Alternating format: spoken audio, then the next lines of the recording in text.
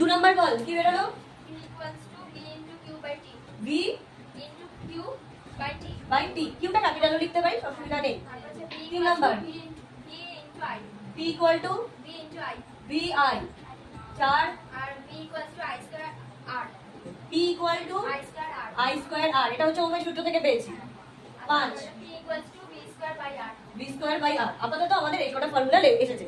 দেখ এই এতগুলো ফর্মুলা আমি পেয়ে গেলাম সব কটাকে রিলেট করে। মানে একদম প্রথমে তড়িৎ বিভব পড়েছিলি, তারপর তড়িৎ প্রবাহ মাত্রা পড়েছিলি, ওহমের সূত্র পড়েছিলি, সেই সবগুলো থেকে এই এতগুলো ফর্মুলা আমরা পাওয়ারে পেয়ে গেলাম। এবার একটা একক তো আমি দেখিয়ে দিলাম, নর্মাল যেটা হয় ক্ষমতার একক ওয়াট। এবার ধর তোকে পরীক্ষায় এমসিকিউতে এই ধরনের প্রশ্নগুলো থাকে যে তোকে দিয়ে দিল ওয়াট ইকুয়াল টু ভোল্ট গুণ অ্যাম্পিয়ার। এটা ঠিক না ভুল, মানে এরকম অনেকগুলো অপশন দিল, কোনটা কারেক্ট তোকে লিখতে হবে। তাহলে ওয়াট ইকুয়াল টু ভোল্ট গুণ অ্যাম্পিয়ার, এটা ঠিক না ভুল সেটা কি করে বুঝবি? প্রত্যেকটাই ফর্মুলা তোমাকে মোটামুটি মনে রাখতে হবে। দেখ ওয়াট মানে কিসের একক? ক্ষমতার, তার মানে এটা ভি এর একক। এটা ভোল্ট মানে কিসের একক? ভি। আর এটা অ্যাম্পিয়ার মানে কিসের একক?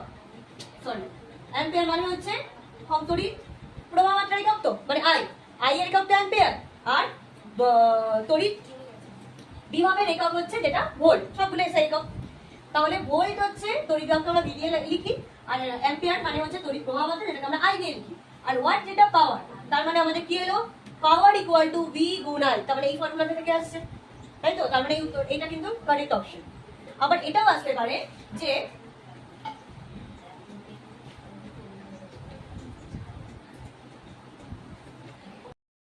এই ফর্মুলাটাও আমরা লিখতে পারি তো, যে watt equal to ampere square গুণ ওহম, তাই তো? কেন বল? আমাদের ফর্মুলা কি? P equal to I square R. তাহলে আই এর একক কি? অ্যাম্পিয়ার, তার মানে অ্যাম্পিয়ার স্কয়ার গুণ ওহম। ওহম মানে কিসের? আর রোধের একক তো, ওহম লিখতে পারি। তাহলে এই ফর্মুলাটাও কিন্তু করি, মানে এই এককটাও হচ্ছে ঠিক। তাই সব কটা ফর্মুলা মনে রাখতে হবে, কখনো কখনো এরকম ভাবে একক দিয়ে দেয়, বলে যে কোনটা ঠিক আইডেন্টিফাই করতে হবে।